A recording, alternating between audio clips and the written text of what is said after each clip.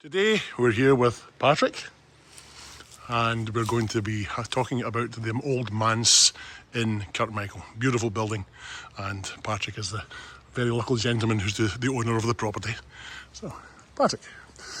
Old Manse is probably the wrong expression because Okay. this, as far as I know, is the third building on the site. Okay.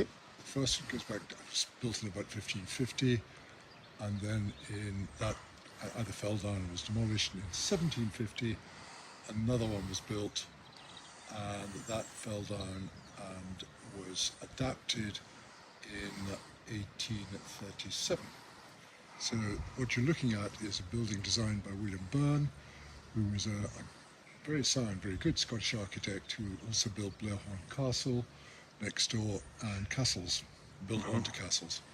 So whilst he was in Ayrshire, he sketched this up as far as we know. Very productive period. Very productive, yeah. So if we walk, which way would you like to walk? Whatever, just lead on, McDuff, as they say. Okay. And when we bought it, the minister was still living in it, and it was about 80% dry rot, and he was desperate to move out. And the church elders were a bit scared about applying for planning consent for a new manse in case they were turned down, and they would then have to pay architects' fees for nothing. I'm an architect. I wanted to buy it, so I offered to do a planning application to the church elders on an at-risk basis. Happily, we got consent. Successful. And at that stage then we were appointed as architects for the new manse, which is just over there. You can see its roof in that direction. Yep. And we went out to tender, and we got tender prices back. And at that stage, Church of Scotland then put this on the market. So what year was that? That was 1989. 1989. Okay. And we'd hoped to do a deal with the Church of Scotland, but not a bit of it, and quite rightly, they put the thing on the open market, and so we had to bid, as it were, on the open market, and we happily bought it for quite a lot of money, and then set about rebuilding the inside of it. Building it to bits. Bits and pieces. Happily, the historic buildings in Scotland gave us a substantial grant because it's a grade B listed building. Okay. And without that, it probably wouldn't have been possible. But we re-roofed the whole thing. Mm-hmm. We restored the inside, and watched as the new manse was being built. Okay. And nice to hear the church bells ringing away in the background, Indeed. along with the wood pigeons. What a lovely touch. Yes, the Lord organises everything. In fact, it's the McCosh Hall, isn't it, rather than the church? It's the McCosh Hall bells, which actually quite nicely ties in, because the whole point of this thing that we're doing is 125 years of the McCosh Hall. Right. So there we go. So this is just a Georgian building. It was started on the year that Victoria came to the throne. So it had been designed and tendered for a price of £963. Okay, in the year, sorry. In the year 1836. Okay. Started 1836, finished 1837. Okay. 1837, I think, was when Victoria came on the throne. But that was the addition to what was already there. Right. When we have which you can see later, there's a report in the Old Manse which recommended complete demolition. In fact, they didn't demolish the whole of the Old Manse. They saved some money by keeping bits of it. And so on this side here, if you look, there are the two nearer windows there and there were blank windows. They'd never been windows, they were blank. And we opened them up. And what's interesting, if you come this way, you'll see, I'm looking at that gable end there. You can see that they probably didn't have a roof plan when they built it. Okay. Because they started off with everything nice and symmetrical, but when they got to roof level, they discovered, in fact, that roof was not going to be centred on the windows. So it's been built in situ. It's built in situ. So the apex of that gable is off-centre. Right. Oh, so it is. Yeah, yeah, I see that. And that I think is because they did do plans, and when they got to do the roof, and they'd done the roof sensibly, but it didn't actually fit with the plans. Okay. So Yeah. we did that. We added the conservatory, which I built myself. Unlike all good conservatories, it leaks. And it keeps the plants wet. And a very interesting little stable block. This stable block here, which started off in 1750 as being a cottage. Which, if you come back here, so this cottage, which goes from there to there, was part of the original 1750. As you can see on the lintel. Turn round, you can see this bit here.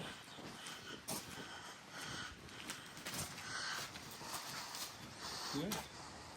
But it was a story less, and you can see on the walls Yes. where the original height of the roof was. So this was a single story group of stores, which was part of the Old Manse, which they kept and built on the New Manse next door to it. Okay.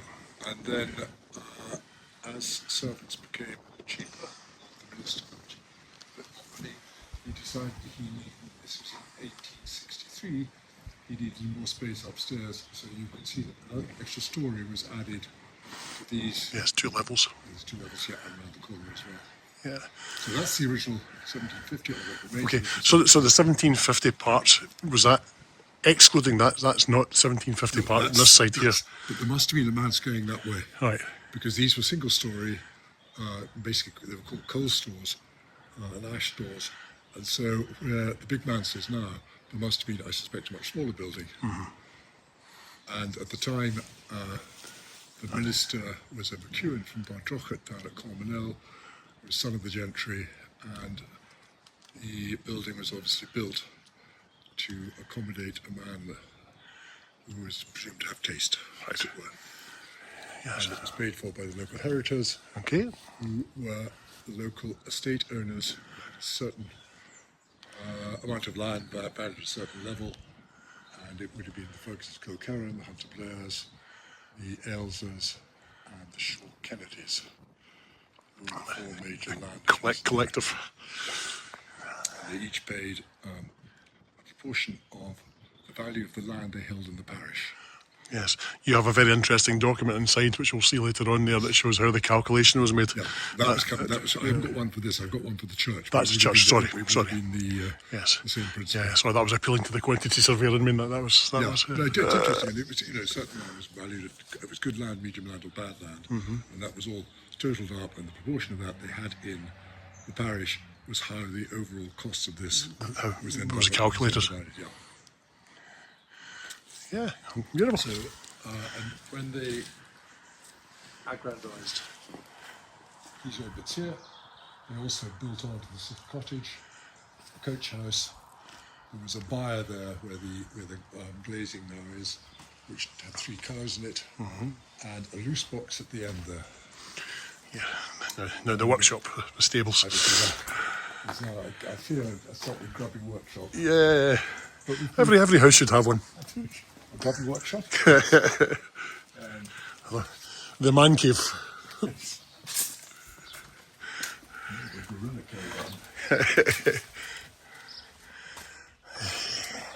What a joy. A lot of tools, some rather old. Yes. But fine. Patrick's very much into your stone carving, aren't you? That's Letter carving. That's a. You can see some across there. You okay to see it? Oh yes. Very nice. Just don't drop it on your toe. Yes. Okay. Lovely. And 1982 is for. That was 1982. I had to carve on a large house down in Dumfriesshire. Right. The date of a friend's marriage. So I was practicing on that. And then we went down and a castle, yes, called Cape Knock, near Penpund. Right. Okay. That's So to see the horses stables.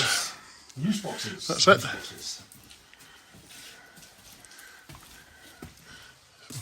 Fantastic. And through here. We're walking through what this was the bar. This is new, Okay. and the towers were all along there. And we have a figurine head. We actually missed the figurines. I meant to talk about them at the front, so we'll catch them Right. later on when we get back round. And we come towards the scene of the crime.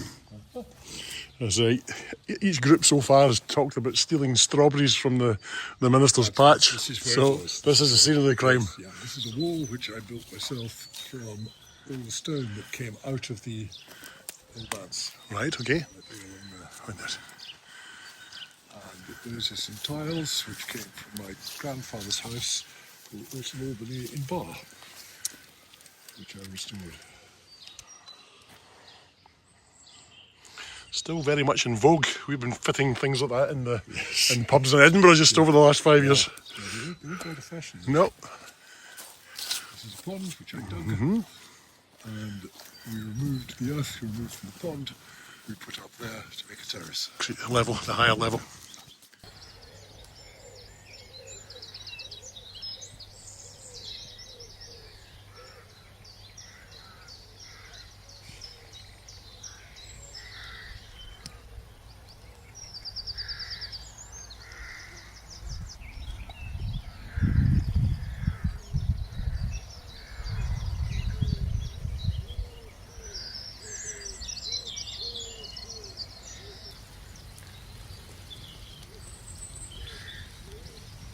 The trunk. There's a monkey muzzle here, which is, I think, son and daughter of a big monkey muzzle, which you'll see in a photograph. Right. And that was half the height. They grow very quickly. We have one ourselves in the garden. You want to go up and have a photograph of it? Yeah, I can do it. You will see Oh, jeez. that's from the old church at Bar. Not many tree houses have got stained glass windows on, Patrick. It's the Saint of Medicine and the Saint of Money. Aye. That's St Matthew's tax collector and St Matthew's doctor. Okay, so the church at Bar, you said? Yeah. Is it? Sorry, excuse my ignorance, but has it been flattened? Is it? No. It's a house there. Right. It was a free church, and it was sold to my parents in 1970, and we converted it into a house. And they then lived there, and they sold it, and somebody else is now living there. Okay. Wasn't expecting that. So those were about 1880, I think. Right. Jeez. So they put in. Yes. And that was a wee surprise. No worry.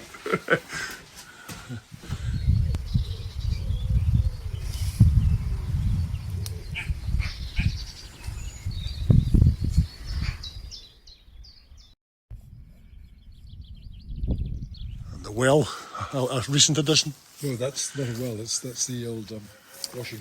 Right. Okay. The copper. There would have been a fire that was inside. This was a laundry. Okay. It was converted from a cottage into a laundry, and that was where they boiled the clothes. Right. Or boiled the old cloths, the rest of it. So there would be fire underneath it. Uh-huh. And it was in that building there. Historic central heating.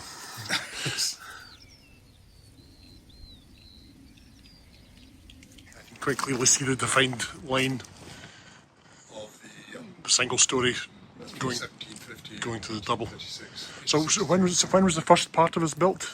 First one was 1750. 1750 was the stables and the studio rather. The studio was now the studio and the bottom part of this Right. building here. Okay. That bell there is from my grandparents' house. Again, it's old Albany in Bar. Give it a ring.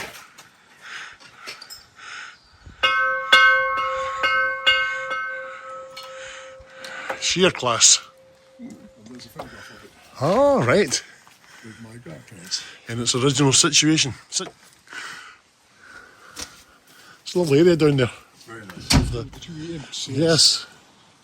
And I don't know where they came from. I suspect they came from the previous manse, but they might possibly have come from the earlier church, because the current church, I think, is in the 1790s. This is 40 years later. They might have been set aside. Right. to be kept. Yeah. And there's two quite cheerful little Cheerful chappies. cheerful chappies, imps or cherubs, depending which way you look at it. And the one in the middle has got his eyes that follow you as you go, wherever you go. Yeah, it looks like a neck, but actually when you get up close to it, he's smiling rather than scowling. Right. It's a fairly classic William Burns staircase of more modest sort, given the rest of the stuff he did. But it works very well. It's a great place for a Christmas tree.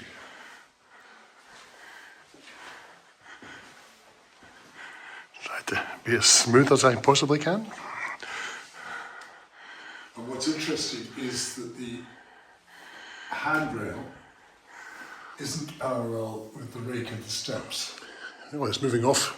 It's moving higher. Higher, yeah, I see And that. if you look at the uprights, you'll see that they are smaller at the bottom and higher at the top. Yes, played. And that's to cope with what happens at the corner there. Right, okay. Very clever. And that's a very small alligator, which we were given as a wedding present. All right. We shot it. Not particularly politically correct.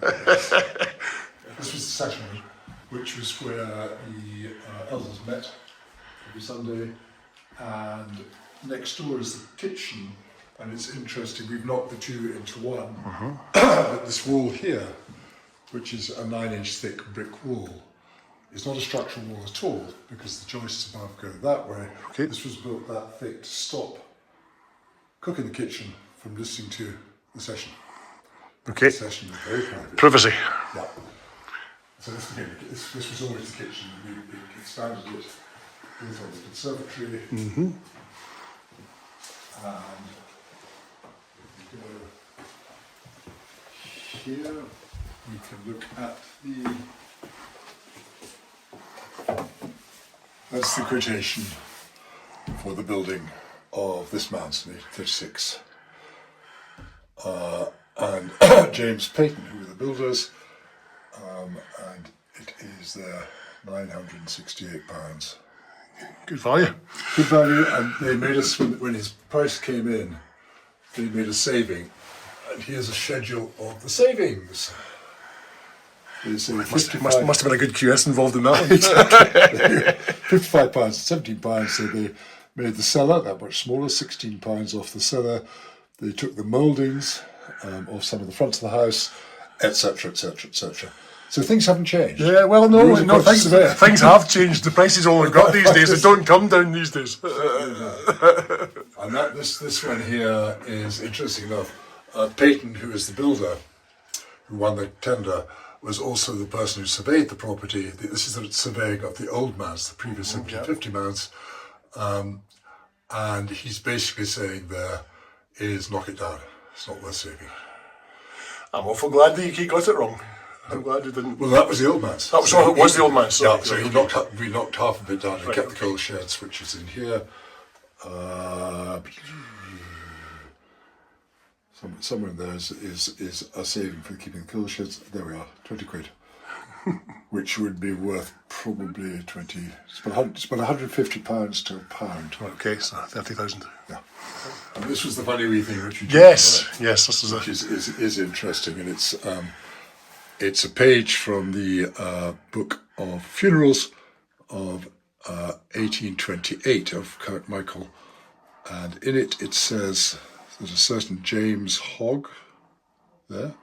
And underneath it says first person exhumed and sold. Jeez. This is Burke and Hare come to Kirkmichael. It is indeed. It is indeed. And this is the old bit of the Old Manse. Right, okay. The new staircase. We gutted this and rebuilt it because it was completely dry rot ridden. So there's a completely new roof and all the rest of it. Okay. But this was the original bit of the 1750. Okay. These are photographs that were given by Nancy Kelly to me as postcards. And Nancy Kelly lived at the end of the drive here. So amongst this collection of postcards, there's wonderful photos of the village, as you were. This is Burnside Row, which goes down opposite the old McClaw Inn. So that's really just across the road from where we're standing just Absolutely now. just across, and virtually unchanged, extraordinary. So that's that one. Lovely. And then this is looking the other way. If you look down towards the church, I think this tree was quite famous. This there that was cut down. Okay, so I think these are all. That's and that's no longer there. Okay, it's gone. That's no longer there. I imagine these ones are still there because the one on the corner is one of the oldest houses in the village. This is the old part of the village. Okay. There's the church at the end. Again, very, very unchanged, really, very from similar, how isn't it was. This is a wonderful view, looking down from above onto the village, and extraordinary that they're making stooks there, old-fashioned stooks. Yes, hay bales should still be that shape. Yes. I'm afraid the round ones are just not a touch. Yeah. I think that's actually looking back. That's, I think, where the manse is in those trees. Right, so okay. that's looking from Rowan down across the village to there. Right. That's Dromore. Dromore would be up here somewhere, right up there. So that's that one. Now, coming to this house, the manse. This is an old picture. Instantly recognisable. Instantly recognisable, completely covered in ivy, with the greenhouse that's no longer there. Okay. I found the stump of this monkey puzzle tree. And I saw the remnants of the monkey puzzle tree of the seedling. And I remember finding all this fencing here. Okay. So that you'd have had a clear view to the manse from the road. Right, But so that's now gone. Yep. And behind it was a wall, so you couldn't actually get round the house in those days because they liked to keep the servants very quietly at the back, separate at the back. Now the servants comprised, and here's a picture of, this is, I was told, were the people who worked here. So here you had the housekeeper, the coachman, I think the stable boy, the hen wife, I think she was called, and the housemaid. And they're standing next to the pump, which is just round the corner, and the loyal dog. Who these are, I don't know, but it's, again, they may have been the staff up at Kirkmichael House. Again, probably early 19th century, maybe, something like that. Why photography is such an important thing. It is. This is Kirkmichael House, when it was a convalescent home. It says convalescent home, and that was for the miners who went up there and they could convalesce. And it probably hasn't changed very much to this day. No, I think that might be the back. I think that's the front door, whether that was built on. But again, very unchanged. A lot of miners having a nice time sitting in the sun. And one more here with the, which again, you've got a different view down. I mean, again, you can recognise really easily. That's before the houses were built on Maybole Road. This is the gutter, the V. Yeah, that's the V. And that's another one of the house with the monkey puzzle house. Yes, with the monkey puzzle and the greenhouse. Some greenhouse. It is. Never mind that now. That tree is still there. I mean, it must be very old. And yes, it's still got the use. It must have been taken at the same time as the other one. Well, this is the poem. It says, Kirkmichael village, Maybole, sweet village, clean, can I forget, mid circling hills like jewels set, with church and manse from rivals clear, and minister by all held dear. And still is. And still is. There we are. Lovely. Thank you. Thank you, Kelly.